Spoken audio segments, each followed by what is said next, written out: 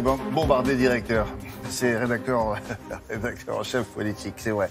Bon, alors, Emmanuel Macron a gagné son pari. Là, on est d'accord là-dessus. Il a une majorité large, même si on s'attendait à un peu plus de députés. Est-ce que ce rééquilibrage de la part de ces électeurs-là, ça ne les gêne pas au parti En Marche ? Mais non, je crois que ça ne le gêne pas du tout, parce que figurez-vous, ça avait été retrouvé d'ailleurs dans les archives de la campagne. Emmanuel Macron, pendant la campagne, avait dit « Si je suis élu, je ne veux pas d'un parti unique ». Alors il est servi hier soir, finalement, la peur du parti unique dénoncée par les oppositions, elle n'a pas eu lieu hier soir, puisqu'il y a une opposition, une vraie opposition assez suffisante pour pouvoir s'afficher comme tel. Cette critique éventuelle. Oui, finalement c'est parfait, tout ça, tout va bien, exactement comme il voulait. Alors maintenant on va voir le nouveau groupe parlementaire à l'œuvre, c'est un groupe jeune, beaucoup de femmes. Oui, jeunes, 50 moins en moyenne d'âge, beaucoup de femmes, ça c'est intéressant, il y a au moins presque 240 femmes, et là on redevient un bon élève, on était un mauvais élève et on est passé à une soirée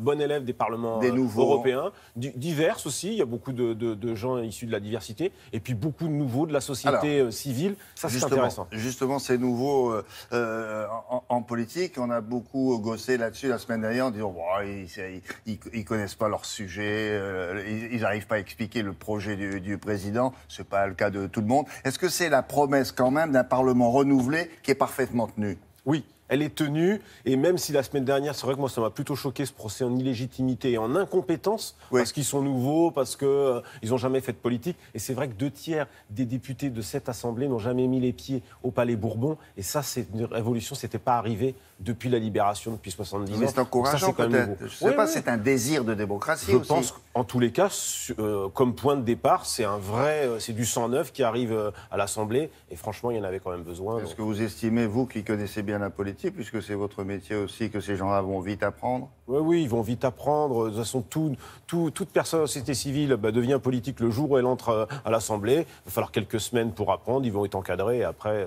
on les verra à l'action. Et c'est là qu'on mesurera si c'était intéressant ou pas qu'il y ait des nouveaux députés, et surtout des députés issus de la société civile. On entendra sur ce sujet Jean-Paul Delevoye tout à l'heure dans les 4 vérités. Merci, on se retrouve tout à l'heure, Bruno.